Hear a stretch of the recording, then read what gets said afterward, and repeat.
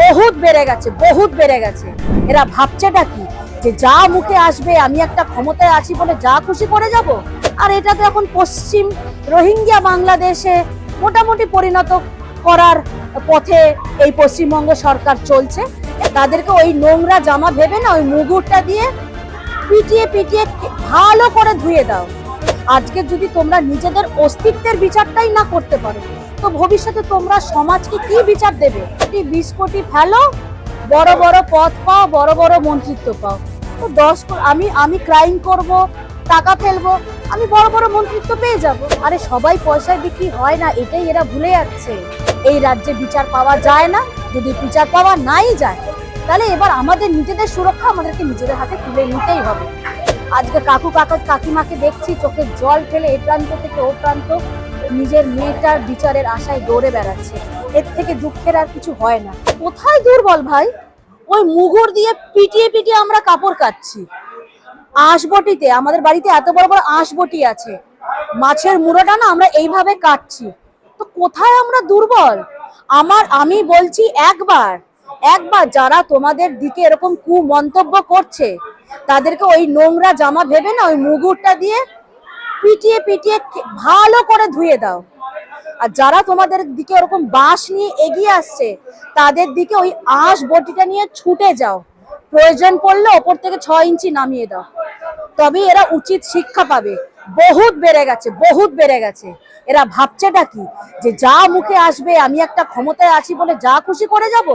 আজকে আমি নিজে মহিলা হয়ে আমি আমার মেয়েদের, আমার বোনদের, বিশেষ করে যারা এই সমস্যার সম্মুখীন হয়েছে তাদেরকে বলছি কালকে এই জিনিসটা করো, দেখবে সব ঠান্ডা হয়ে গেছে। আর এই আগামী দিনে তোমাদের কাছে তো আমরা যাব সুবিচারের জন্য। আজকে যদি তোমরা নিজেদের অস্তিত্বের বিচারটাই না করতে পারো তো ভবিষ্যতে তোমরা সমাজকে কি বিচার দেবে? তো যোগেশচন্দ্র কলেজের আমার মেয়েদের, বোনেদের উদ্দেশ্যে একটাই বলবো, জাস্ট এই দুটো কাজ করো আমার কথা শুনে। যে তোমার দিকে বাঁশ নিয়ে এগিয়ে এসছে তার দিকে আঁশ বটিটা নিয়ে ছুটে যাও।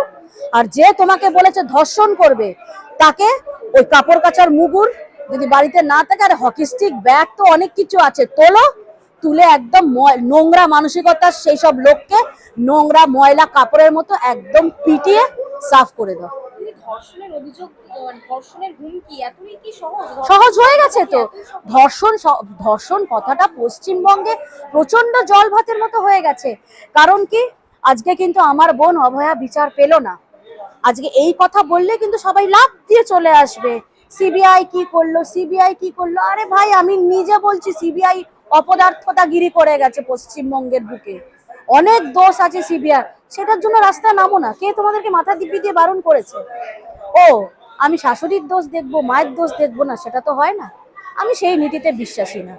আজকে আমরা অভয়াকে বিচার দিতে ব্যর্থ হলাম। আজকে কাকিমাকে দেখছি চোখের জল ফেলে এ প্রান্ত থেকে ও প্রান্ত নিজের মেয়েটার বিচারের আশায় দৌড়ে বেড়াচ্ছে। এর থেকে দুঃখের আর কিছু হয় না। কিন্তু তাও আমরা বিচার ব্যবস্থার উপর ভরসা করে আছি। ওনারাও যাচ্ছেন আবার আবেদন করার জন্য, সেটা যেন হয়ে যায় সেই আশাটায় আমরা এখনো আছি। আমরা এখনো আশাহত হইনি। কিন্তু এই যে সমস্যাটা কোথায়, যে কি আজকে শুধু এখানে না তো, আজকে মানে কামদুনি থেকে নিয়ে সন্দেশখালী অবধি সামান্য ছোট ছোট ঘটনায়, স্কুল থেকে শুরু করে কলেজ অবধি বা যে কোনো কর্মক্ষেত্রে মেয়েরা যদি একটু কোনো কিছু প্রতিবাদ করছো না, হঠাৎ মেয়েদেরকে আজকাল শুনতে হচ্ছে যে বেশি কিছু করলে আর্জিকর করে দেবো। এটা কি কথা? পুলিশ প্রশাসন সমস্যাটা হয়ে গেছে কি, পুলিশ প্রশাসন এত নপুংসক হিজড়ে হয়ে গেছে না। আজকে এই পুলিশ প্রশাসনের জন্য না এই দুষ্কৃতীরা বুক ফুলিয়ে ঘুরে বেড়াচ্ছে আর ভাবছে আরে কারুর না কারুর লেজ তো সেই ঘুরিয়ে ফিরে ওই টিএমসি নামক কোম্পানিটার সাথে বাধা। ওই জন্যই ভাবছে কোনো বড় ব্যাপার না, আমি ক্রাইম করব, বুক ফুলিয়ে ঘুরে বেড়াবো। কারণ যত বড় ক্রাইম আমি তত বড় পথ পাবো। আমরা কিছুদিন আগে শুনলাম না যে ওই কোম্পানিরই একজন বরিষ্ঠ বিধায়ক বলল যে টাকা ফেলো করি মাখো তেল, 10 কোটি 20 কোটি ফেলো, বড় বড় পদ পাও, বড় বড় মন্ত্রিত্ব পাও। তো আমি ক্রাইম করব, টাকা ফেলবো, আমি বড় বড় মন্ত্রিত্ব পেয়ে যাব। আমরা আজকে সবাই ভুলে যাচ্ছি। রিজওয়ানুরের ঘটনাটা মনে আছে?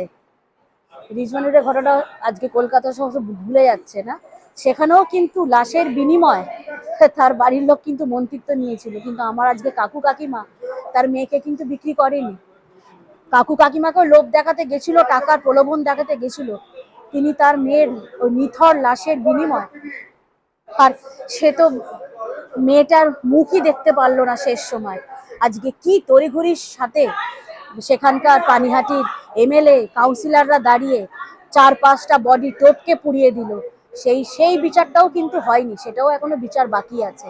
সব মনে আছে, আমরা কিন্তু কিছু ভুলছি না, কিন্তু তাকে অনেক নোংরা নোংরা কটূক্তি আজকের দিনে কাকিমাকে শুনতে হচ্ছে, যে রাজনীতিতে দাঁড়িয়ে যাক, অমুক করে যাক, তমুক করে যাক, কত টাকা লাগবে। আরে টাকা লাগলে তো পাশের ঘরে নিয়ে গিয়ে যখন অফার করেছিল ডিসি সেন্ট্রাল না ডিসি নর্থ, তখনই তো তিনি টাকা নিয়ে নিতেন।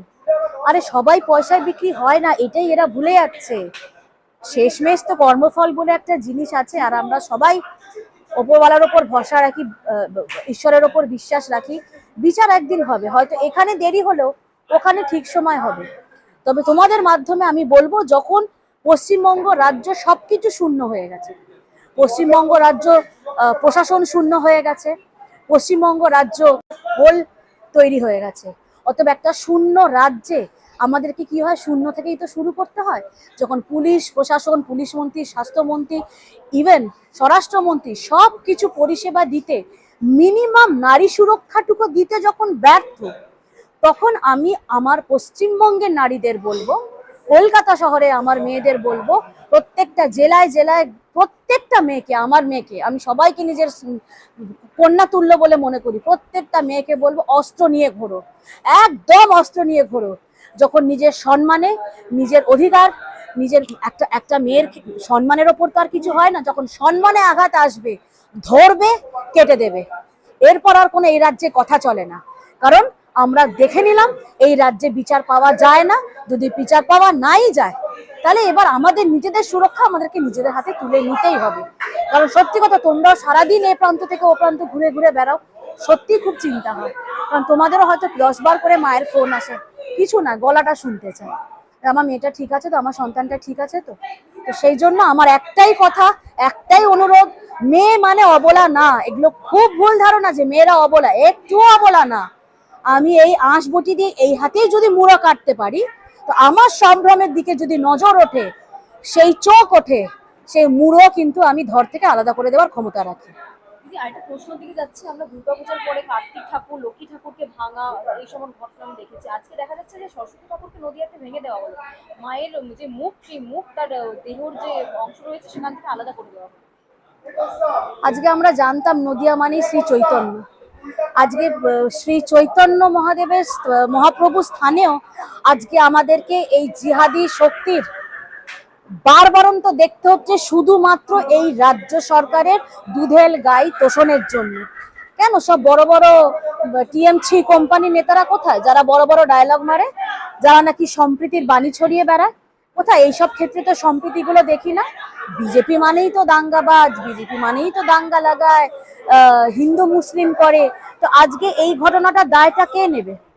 আজকের কার্তিক পুজো থেকে শুরু করে, রামনবমীর মিছিল থেকে শুরু করে, দুর্গাপুজো থেকে শুরু করে, কোনো পুজো অশান্তি ছাড়া আজকে পশ্চিমবঙ্গে হওয়া হচ্ছে না। আমরা আবার বাংলাদেশ নিয়ে রুদালি গাইছি। এমন পরিস্থিতি আসতে পারে যে মণ্ডপে মণ্ডপে নিরাপত্তা রক্ষীকে রেখে পুজো করতে হতে পারে পরবর্তীতে? আমার আমার আমার পাড়ায় আমার মণ্ডপের দায়িত্ব আমার কোনো দরকার নেই। সেই রকম প্রত্যেকটা পাড়ায় আমি এখনো বিশ্বাস করি বাঙালি জাতি শেষ হয়ে যায়নি, তাদেরকে চক্রান্ত করে না নপুংসক ছক্কা হিজড়ে বানিয়ে শেষ করে দেবার পরিকল্পনা চলছে। আরে তুমি যে পার্টি করো না হে, আসলে রক্তটা তো তোমার শরীরে সনাতনের বইছে, যখন সেটা বইছে একবার হলেও সেইটা নিজের ধর্ম রক্ষার্থে এই জিনিসটা করো না, নিজের ধর্ম রক্ষার্থে একবার অন্তত দাঁড়িয়ে যাও। কোন ছাতার তলায় আছে, কোন পার্টির তলায় আছে সেটা দেখো না, কারণ আমরা কিন্তু অপর দিকেই দেখছি, যখন ধর্মের কথা আসে তখন কিন্তু মুসলমান ধর্মের সম্প্রদায়েরা ধর্মের নামে কিন্তু এক হয়ে যাচ্ছে, তখন তারা কিন্তু পার্টি পলিটিক্স দেখছে না, তাদের একটা আহ্বানই কিন্তু যথেষ্ট। তাদের ধর্মগুরুরা যখন একটা আহ্বান দিচ্ছে ধর্ম রক্ষার্থে, তারা কিন্তু একত্রিত হয়ে তখন কিন্তু তারা একসাথে ঝাঁপাচ্ছে। আর আমরা আমরা রঙে বিভক্ত হয়ে যাচ্ছি, আমরা জাতিতে বিভক্ত হয়ে যাচ্ছি। সেই জন্যই কিন্তু আজকে আমাদের এই দুর্দশা। আর সত্যি কথা, এইটা যদি আমরা এখনো কাটিয়ে না উঠতে পারি, তো আজকে হয়তো আমরা বাংলাদেশের জন্য রুদালি গাইছি।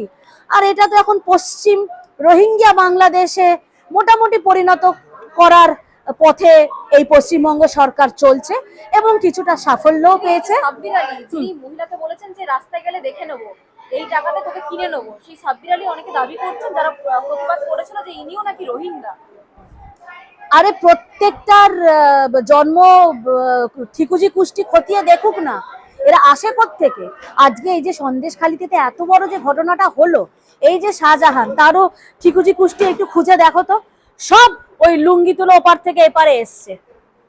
কারণ এখানকার আজকে আমরাও যারা একসাথে বসবাস করছি, আমাদের স্থানীয়, আমাদের ভারতীয় মুসলিমদের সাথে আমাদের কিন্তু সমস্যা না।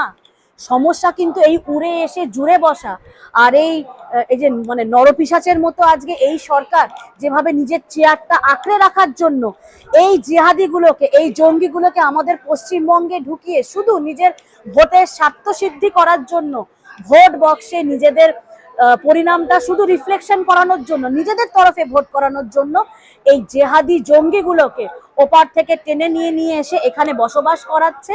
এবং এই যে কিছুদিন আগে কলকাতার মেয়র বলছিল না, সবাই তো বাড়ি হেলা এত কথা বলছিল। আজকে গুলশান কলোনি কি এমনি এমনি তৈরি হয়ে গেছে? গুলশান কলোনিতে গিয়ে দেখো তো কটা হিন্দু থাকে, আমাকে জেনে এসে জানাও তো। হঠাৎ করে একটা রাতারাতি ওরকম একটা কলোনি, কলোনি, কোনো ঝুপড়ি না, একটা কলোনি তৈরি হয়ে যাওয়া সম্ভব উইদাউট একটা কাউন্সিলরের কনসার্ন ছাড়া? তাহলে এরাই তো সুযোগ করে দিচ্ছে। আজকে এরা সুযোগ করে দিচ্ছে বলেই এই জেহাদি জঙ্গিরা এসে ওপার থেকে এসে আজকে আমার মা বোনের, আমার বোনের মেয়ের সম্ভ্রমের দিকে তাকাচ্ছে। এর পরেও বাঙালি পুরুষদের বলছি যে বাঙালি পুরুষ, তোমরা যে পার্টি করো না কেন, যদি বিবেক, মান, হুঁশ থেকে থাকে, অন্তত নিজের বাড়ির মেয়ে বউয়ের মুখের দিকে চেয়ে, নিজের বাড়ির নারীদের মুখের দিকে চেয়ে প্রতিবাদী এবার রাস্তায় নামুক। রাজনীতিটা ধর্মের ওপরে হতে পারে না, রাজনীতিটা নিজের বাড়ির নারীর সম্ভ্রমের ওপর হতে পারে না।